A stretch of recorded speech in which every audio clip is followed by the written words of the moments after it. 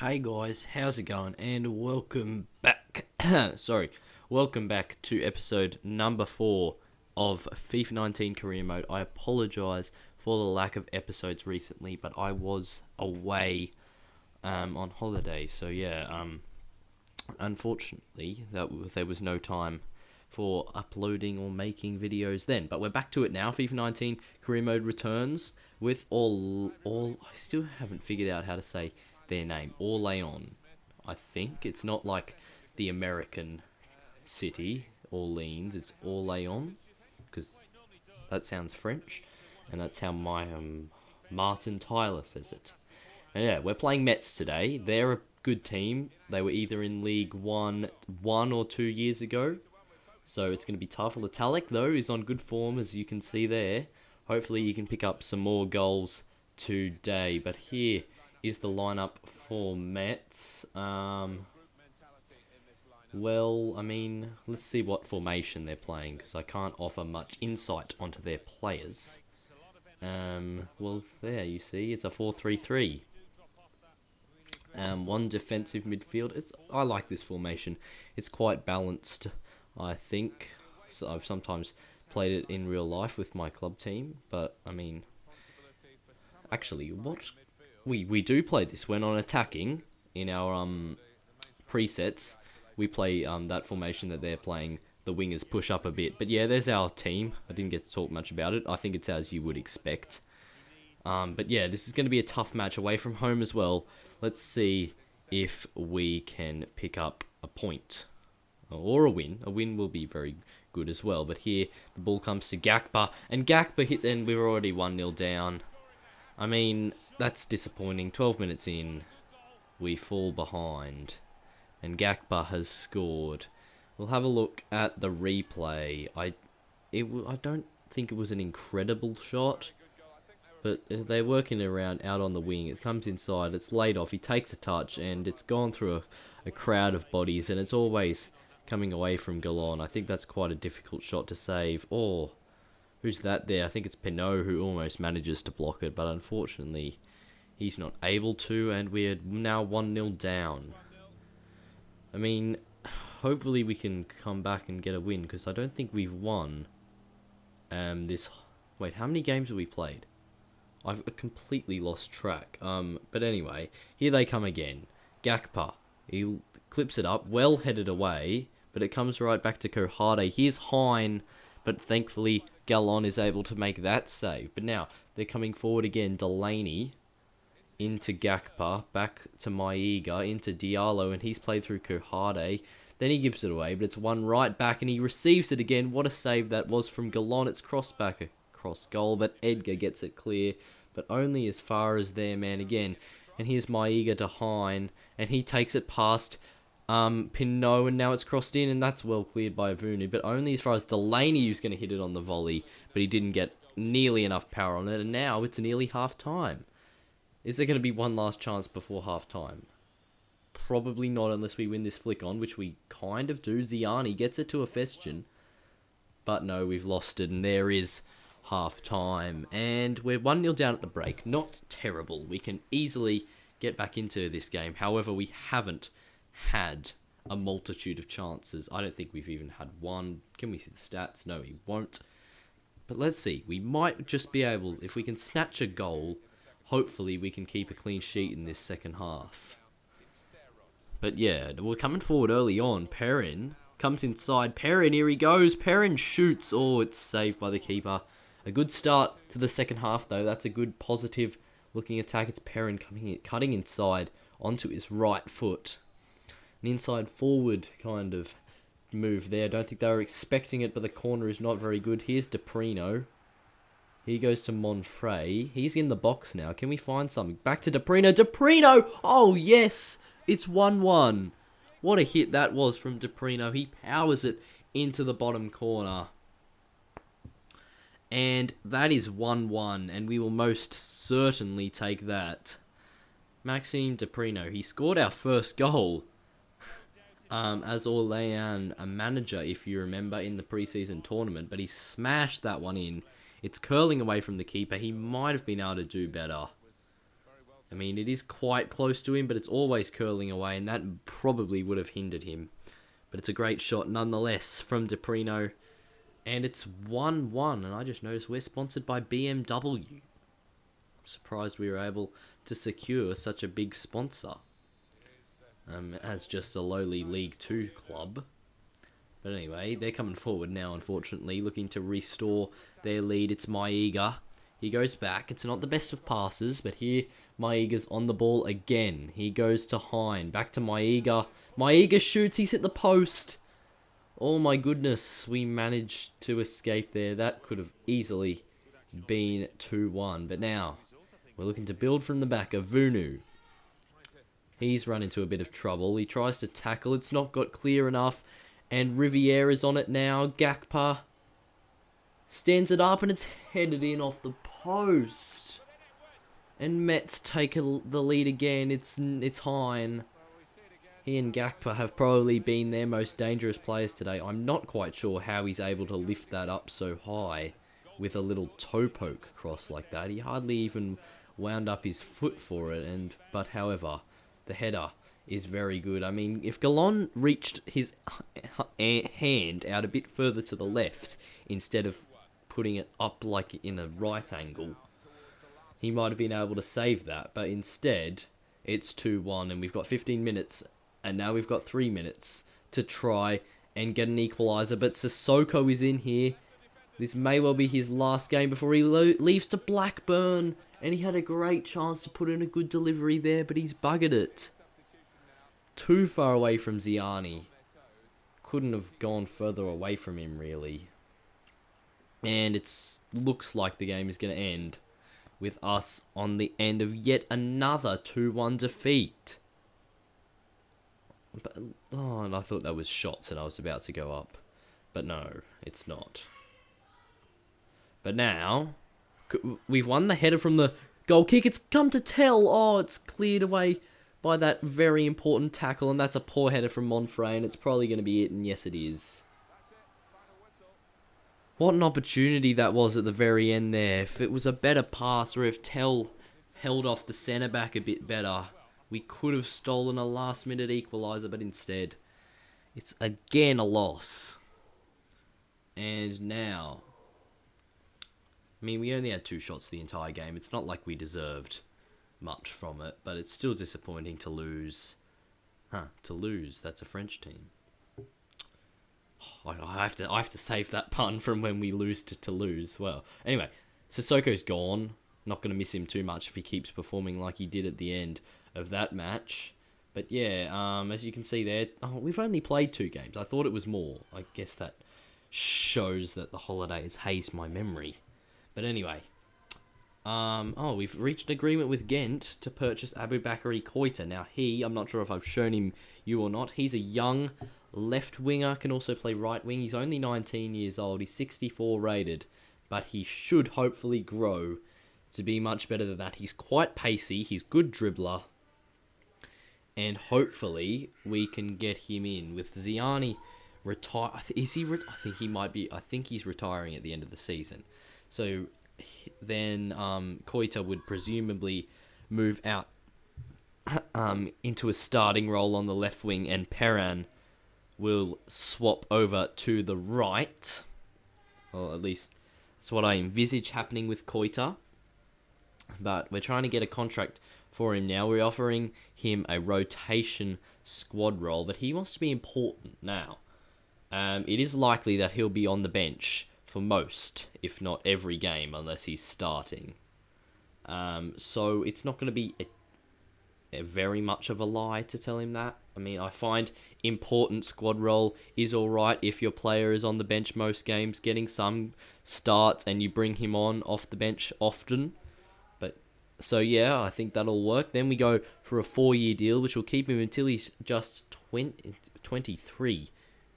Oh no, will that mean he can sign a pre-contract at the end of that deal? No, I think it has to be over 23 to sign a pre-contract deal. But he wants a 2-year deal, so that will make it definitely he can't sign a pre-contract deal. But anyway, we're gonna try and counter 3 years, and hopefully he'll be okay with that, because we'd like to tie him down as much as possible, hopefully getting him on a long contract after that one expires, if he does turn out to be a good player, which we do hope he will be. And yeah, they're happy with that. And now we're looking at in the wage department. We're looking to offer him 2,000 euros per week and an 8.5 grand sign-on bonus. It's a bit less than what he's currently on at Ghent, but hopefully the chance of first team opportunities under that 8.5k will be enough to lure him to us. And yes, it is. Great news. Koita is coming in, and now bear in mind we do have to keep our balance over 3 million in the transfer budget. But I think we have plenty, and the 700,000 we spend on him is not going to take too much of a dent out of that, because I think we got 3.8. You would have seen. But there you had a look at Koita. He's pretty good. High sprint speed, high dribbling for his rating. Unfortunately, his finishing ain't too good, which we will hopefully be able to train up to be better though. But now, it's time for the second game of the episode, and we have Auxerre, and I believe they are quite high up the table. So this is going to be a tough match. Early doors though, early in the season, the table doesn't mean an incredible amount, but we have still got no points from our first 2 games. Let's see if we can not make it 3 as we come out at home at the Stade de la Source.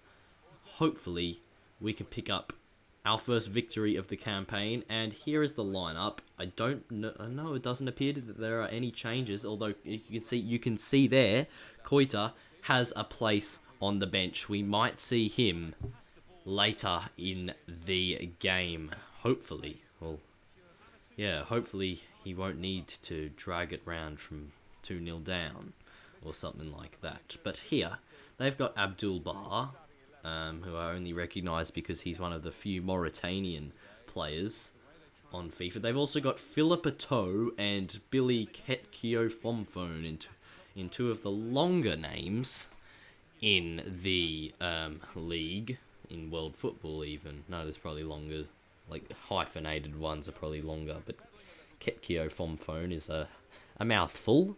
But here's Ziani. He comes inside to a Festian. Here's a Vunu. Can we get something here? Goes back to a Festian, but he drives that shot wide of the post. Now, he has had a good start to the season, a Festian, but he was quite poor in that last game against Metz. Hopefully, he plays a bit better today. But here, we're coming forward again. We're starting off brightly. Here is a Festian. He takes a touch and shoots. Oh, he's hit the post. So unlucky there for a Festian. He almost scored again. He has scored quite a few this season, but he couldn't make it another there. And now they're coming forward. It's Billy, back to Adiotti, but it's a good tackle by Edgar. But we've given it away again. Monfrey can't win it. Deprino looks to make a tackle. It somehow stayed with Dugimont, and that was a very good strike and a very acrobatic clearance from Pinot. But it's come back here. Adiotti into Dugimont, out to Philippe Eto'o, and Philippe Eto'o puts it over the bar. But 12 minutes in, this has been a quite action-packed first half, and, well, Pinot somehow manages not to break his back there, and Avunu somehow manages not to give away a foul for that challenge. But yeah, Pinot's header was ridiculous.